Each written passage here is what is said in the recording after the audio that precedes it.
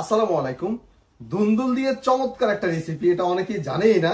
মশলা ছাড়া দুন্দুল যে এত মজা করে খাওয়া যায়, আজকে সেই টেকনিকটাই দেখাবো। ভিডিওটা কিন্তু খুবই সহজ, আপনারা আশা করি খুবই এনজয় করতে পারবেন। দেরি না করে শুরু করছি আজকে ভিডিও। এখানে আমি 500 গ্রাম অর্থাৎ 4 পিস দুন্দুল নিয়েছি। এটা অনেকেই ধুন্দুল, অনেকেই জিঙ্গা মিঙ্গা কি নামে ডাকে, বাট আমি ধুন্দুল নামে জানি। তো এটার জাস্ট উপরে যে স্কিনটা আছে না, স্কিনটা এইভাবে ফেলে দিব। বেশি কিন্তু আপনার এই ফেলবো না, জাস্ট উপরের যে ইয়েটা আছে শক্ত অংশটা, এই যে দেখেন। তারপরে দেখবেন নিচে সেকেন্ড পার্টে একদম গ্রিন অংশটা পাবেন। তো এইভাবে আমি কাচিয়ে সবকিছু ফেলে দিচ্ছি।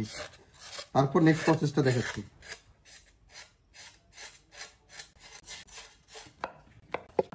তারপর আমি ঝিঙ্গাগুলো আমি এভাবে কেটে নিচ্ছি। ধুন্দুল আমি এটার ভিতরে এই একটা সবজি আছে, এই সবজির ভিতরে সবসময় মানে কি বলে ব্যালেন্স হারাই ফেলে, যে ঝিঙ্গা দুন্দুল নাকি সিসিঙ্গা। এভাবে গোল গোল করে সবগুলো দুন্দুল আমি কেটে নিচ্ছি।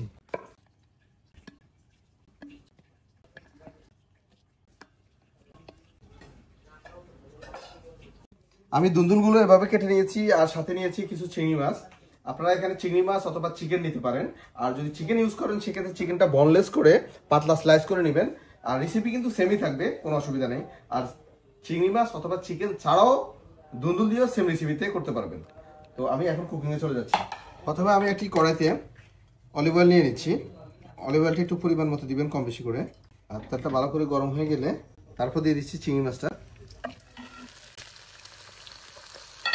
আর চিংড়ি মাছের সাথে দিচ্ছি অল্প একটু লবণ। তারপর চিংড়ি মাছের উপর দিয়ে দিচ্ছি আমি দুন্দুলগুলো। তারপরে এখানে আমি কালো গোলমরিচ দিচ্ছি, আপনার চাইলে সাদা গোলমরিচটা ইউজ করতে পারেন। কালো গোলমরিচের গুঁড়া ক্রাশ।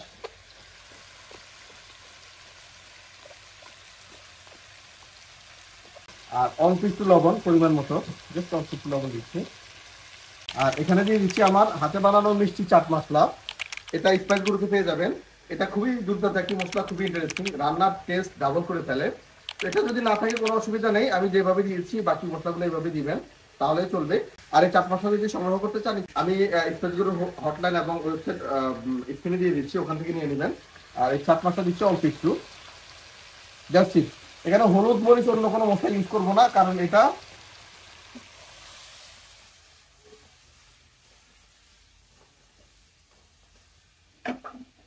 খুবই ইন্টারেস্টিং একটা রেসিপি।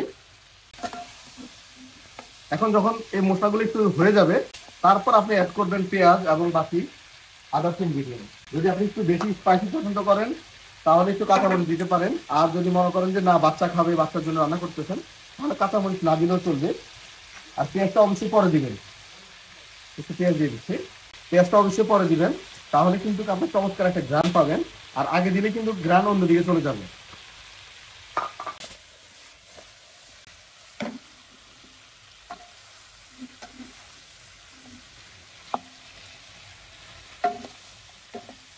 আর আপনারা যদি একেবারে নিতান্তই এরকম লবণ এবং গোলমরিচের খাবার পছন্দ না করেন, সেক্ষেত্রে অল্প একটু টালা মানে রোস্ট করা জিরা পাউডার দিতে পারেন, কোনো অসুবিধা নেই। তবে এই খাবারটা এইভাবেই খুবই চমৎকার লাগে। একবার খেয়ে দেখেন না, তাহলে তো বুঝতে পারবেন। তারপর আমি ঢাকনা দিয়ে 3 থেকে 4 মিনিট রেখে দেবো। 3 থেকে 4 মিনিটের ভিতরে এটা ফুললি সিদ্ধ হয়ে যাবে। তারপর নেক্সট স্টেপটা দেখাচ্ছি। ও, চমৎকার একটা গান আসছে।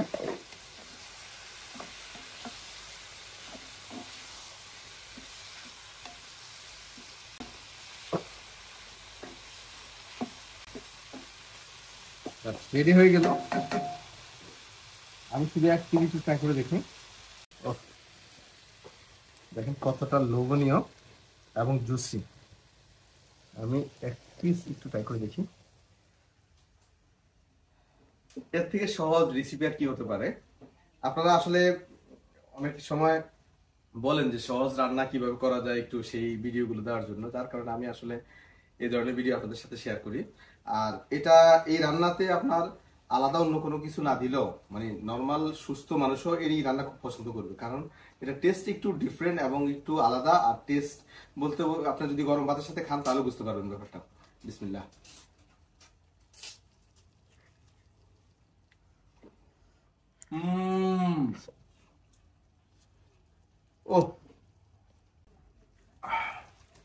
ওই যে জুসিনেস, ইয়াম্মি ইয়াম্মি। আমি তো জানি এটা টেস্ট অনেক মজা। তো আপনারা যারা ধুন্দুল পছন্দ করেন তারা অবশ্যই এই রেসিপিটা একবার ট্রাই করবেন। চিংড়ি মাছ অথবা চিকেন, শুধু শুধু যদি ধুন্দুল দিয়ে রাঁধেন তাহলে বেশি একটা ভালো লাগবে না, তবে খেতে পারবেন যারা একেবারে ভেজিটেরিয়ান আছেন। ও আজকের ভিডিও পর্যন্ত, আমার জন্য দোয়া করবেন। আল্লাহ হাফেজ। অস্থির।